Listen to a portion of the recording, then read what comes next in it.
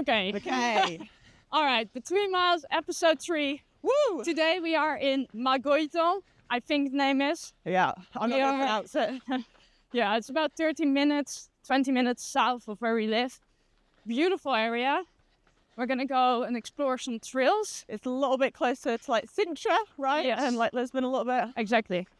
And today we're going to talk about how to deal with the fact that both our partners actually don't run. No. Reason that I want to talk about this is because on social media you see a lot of couples that, run together. Very nice, very cute. Are we going the right way? I think we need to go up. Maybe there. Yeah. Okay. Okay. So on social media you see a lot of, running couples. Yeah.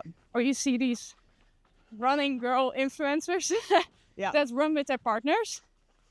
And for a while, I could say that I envied that a little bit. Yeah, for sure. I was like, I love the idea of you guys running races together, or like they go traveling and explore a new city together. I'm like, wow, that sounds fun. Yeah. And I cannot do that because there's no way my partner is gonna lace up his shoes to run. Yeah. So, and you have the same. We have the same, but I'm just going to walk up the hill. Yeah, it's a bit steep here. It's steep if you can't tell. Your partner does enjoy exercise, surfing, Yes. those general things. I'm a little bit different. Ollie enjoys the pub a little bit more than the outdoors. Then exercise. Yeah. So I guess we're on different scales of not running. Yeah. But still very similar. I think what is the thing that we share, I mean, yes, there's a difference where my partner likes exercise, yours a little bit less. Different type of exercise. Yeah. But what neither of them has is, I think, this extreme passion for a sport. Yep. Or maybe like even one anything. thing. Yeah. Something. Because my partner, he likes a lot of stuff, but he doesn't share this almost obsession for anything. Yeah. Yeah. Sometimes that's hard to explain. Yeah, it's really hard to explain. I think mine's exactly the same. Like, Ollie's definitely very passionate about things, but not honed into one thing like running. Yeah. So sometimes I guess it's kind of hard to explain why you're doing stuff or Why you love something so much. why are you going to be out for like a whole half of a day? Yeah. To run. Yeah. Or why do you have to go to bed early? And can you please shut up and not talk about running again? Yeah. Exactly. So that can be difficult. Have you found that ever to be a problem between you and Ollie?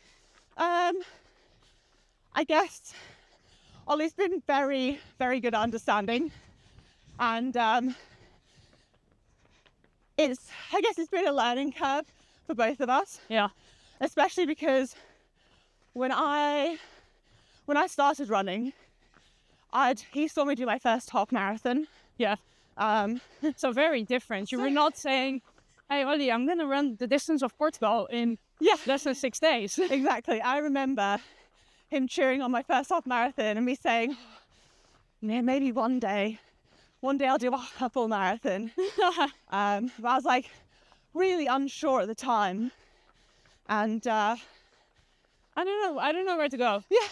This might be a good way. Yeah, these are very new trails to us. Yeah. So we might get lost quite a few times. We'll see how it goes. So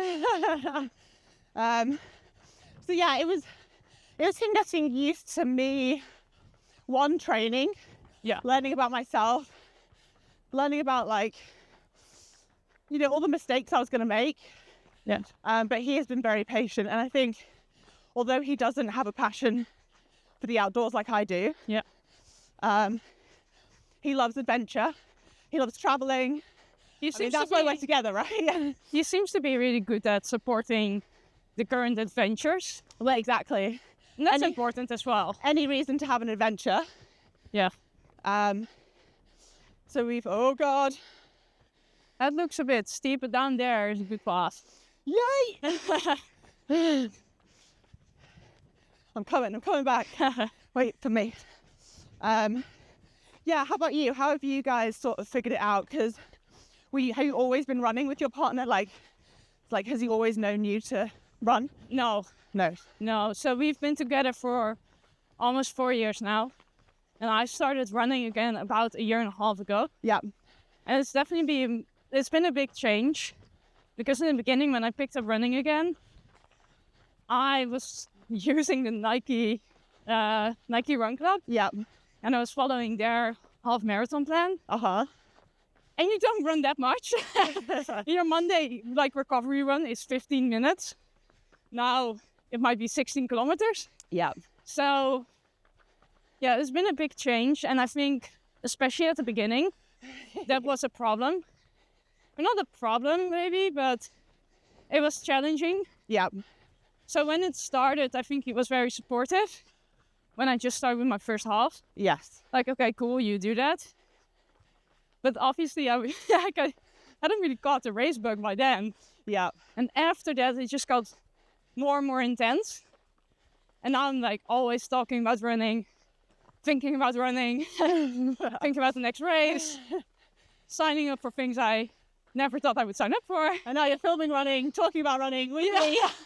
It's maybe a bit much. And I think that definitely, it took some time to adjust. Yeah.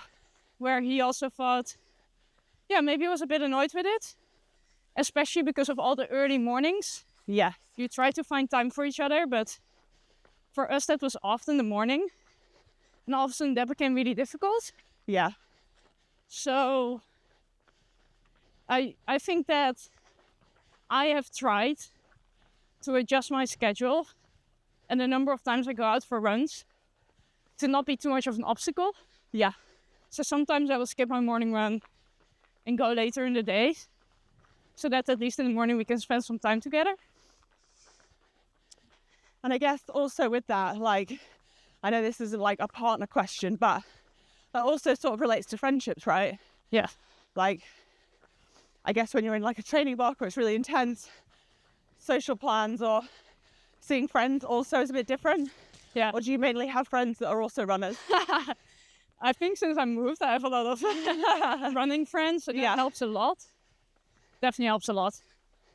And I try not to say no to too many social occasions, but it can be difficult. And I think for you, the last time that was way more difficult. Oh wow, this is not going well. Good end. Let's go back. Yeah, let's find the right route. It's okay. At least we're going downhill now. Yeah, and then back up. No, it's okay. So yeah, friends. Well, I think actually the interesting point there, because you asking or saying for friends, you might also have to say no. Yeah. But I have found indeed a lot of running friends. Yeah. And what that has done is it kind of became, that's my outlet now. So instead of talking to David all the time about running, I talk to you and to some other people. And that means that I can also let go a bit more when I'm with him. Yeah. Which is good. But I can imagine that some people watching this may not have a partner that runs and maybe not yet any friends that run. That's difficult, I think. Yes. Especially if you really are, passionate about what you're doing. Or if you live somewhere maybe that doesn't have run clubs, or you don't feel confident yet in run clubs, because I think run clubs can be quite intimidating. Yeah. Can you go the right pace? Are you going to be friends with people? Yeah. It's like a new day at school, isn't it? I mean, it is a really good way to find indeed friends that also run, that can then kind of take maybe the spot of your partner or your not existing partner. Yeah, exactly. So, but do you think that, do you miss that Ollie doesn't run? Or have you found a way to kind of have peace with that? That's a good question. I feel like there's definitely moments where I really want Ollie to run. Oh Lord. Okay. Oh, technical. Yes, it's gonna be fun. Okay. Yes. Let's pause that question until I actually make it down safely. Okay, I will keep talking. We can always fast forward this bit. That's okay. We're gonna fast forward until we're down.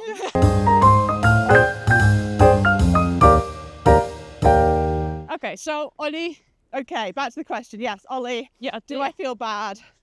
Do you sometimes struggle with it? Yeah, I mean, definitely. There's moments where I think, like anyone, you look at social media and you're like, I want that. Like, I do that quite a lot, especially being on social media. Yeah. Quite a lot. You see other people's versions of running or life, and I'm like, oh, it would be so nice if I woke up and we go for a run together, or we maybe if we didn't run the same distance, he just like came for a bit of it, or maybe at the end. end. He would understand the passion. Yeah, exactly. But then I really think about it, and I think that 600k that I ran, he wouldn't have driven. He would be having his own running goals, or, you know, maybe if we talked about running non-stop, it would just be too much. Maybe it's good that he doesn't like running, so we don't talk about it 24/7. Yeah, so you get to tune out every now and then. Yeah. And also realize, like, hey, it is a hobby. And also, I love time away from Ollie. Like, I think it's so healthy in a relationship. I love you, Ollie. Wow. This But I mean, I think it's really healthy in any relationship to have time away. Yes. And you need to have your own thing, right? Exactly. And it's also not all about me. Like, Ollie then gets his time away. Like, he's a night person. He doesn't like the mornings as much. So he gets that time to, like, chill. So where do we think we're going? I think here. I think. Let's see. Let's see. He gets that time away from me as well. Yeah, those are what he wants, and like just sort of hang out with the dog. And those are all also really valid points. Yeah. I think it's really healthy to have your own hobbies, passions, desires. And you just need to be able to accept that from each other. I think from us there was a little bit of a learning curve, because I'm like a very passionate person. Yeah. I find something and I, focus on it, and it becomes a project. And all I want to do is think and talk about it. Yeah. And David is much more balanced. Yeah. Which is really good for me. But obviously, it can make it sometimes maybe a bit more difficult. Yeah. To talk about things. But yeah, like, I think with time we are getting better at that now. I at least feel like right now it's a lot better. Yeah. Maybe also because I met so many friends with which I can share this passion. Yeah. But then I do find it super interesting. Yeah. And maybe this is like a good final topic around this, or a good final talking point. Run clubs apparently are the new Tinder. Oh my god. Well, I don't know if you saw, but Hackney Half, which is a huge race in London, if you don't know, that was censored by Tinder. Also, oh my god. Yeah. Yeah. I mean, it makes sense, because people, of course, they go and look for somebody that they can share this hobby with. Yeah. And it makes talking to somebody really easy. Oh, if you don't have to look someone in the eyes the whole time, it makes it so much easier. For sure. And ooh, windy. Windy. Taken away by the wind. I think my question there, Lydia, was going to be, if you were single right now, do you think, and okay, maybe not where you live right now, but you used to live in London, do you think you would have gone to run club with the intention of maybe finding a partner? I mean, I feel like people are going to hate me for saying this, but yes. Yeah. I mean, as someone that's not single and happily married, I definitely give a little shade to all of the, you're ruining the run club, all the like guys and girls coming here just to pick up people. Yeah. Especially I think in big cities like London or Berlin. You get sense, maybe. You get all the hot people. Yeah. They're all mingling. Yeah, they're all sporty and fit, and they care about health, and they don't necessarily maybe want to, go out and get super wasted. Yeah. And you're like, well, that's already my kind of person. Yeah. So I could definitely see. Which I think is amazing though. Like, I want to say the youth of today like I'm a really old person saying this. But it is so much centered around a lot more well-being, Yeah. running. But also, if you even think about it, like so me and David, we met via Bumble. So we are one of those typical couples. We did too. We met on Hinge. There you go. So, So we both are. And I do think that if you meet each other during a run club, which basically means you meet each other in real life. So it's kind of like you met in the pub. Yeah, back to how it was yeah, and maybe should be. yeah, That's kind of nice. yeah. No, I mean, I 100% agree. I'm just like old and cynical. That's all. Old and sour. Yeah. Yeah. But So- no, I would be dating. Would you be? Yes, I think so. I think I would, like, even though now I'm saying, like, it's really good if you have different hobbies, Yeah. I would probably go there. This is going to be a little climb. Okay. Let's do it. We can do it. I think I would. And I would maybe try to find somebody that, you know, likes to run, but then has some very clear other hobbies than me. But I think it's really easy when you're there to fall in the trap of just going for the one that you come across. Yeah, yeah, yeah. So, and maybe that is somebody that's actually very similar to you, which might be, you know, dangerous down the line. Yeah, exactly. And maybe dating a non-runner if you're a runner is the perfect solution. Yeah. What would you like? Oh, I God. think we should round it up, but then let's maybe round it up with like a perfect tip for if you have a partner or don't have a partner, but that doesn't like to run. Ow. Give me Spiked in my butthole. We'll fast forward this bit. Oh God, again. I don't think we fast forward this bit. Yeah, I think we fast forward This this is bit. great. When we show This how is- much of a mountain goat I am. This is high I'm quality. definitely a trail runner. If you think that as an ultra runner, you need to be really good at technical trails, No, Lydia is just proving you wrong. So, final tip or tips for if your partner doesn't run, or if you don't have a partner, basically. Yes. Okay.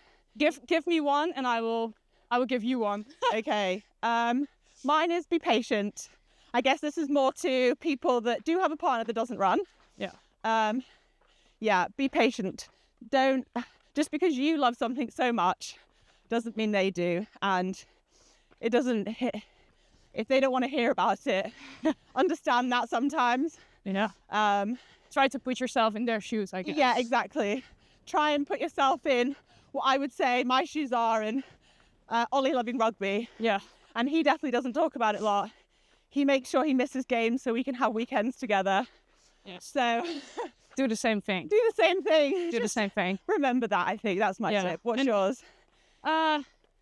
I would say indeed, like, try to find friends that you can run with who you can share your passion. Yeah. And whether you have a partner or not, it's gonna help you. It's gonna make running a lot more fun, and you'll just be able to enjoy it so much more. Yeah. So, yeah, I think that would be my final tip. And I do think that we've gone to the most beautiful spot to end this. Yeah.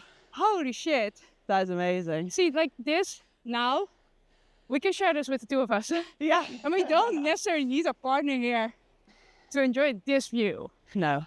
Which, We can just make him jealous afterwards. Yeah. It's amazing view.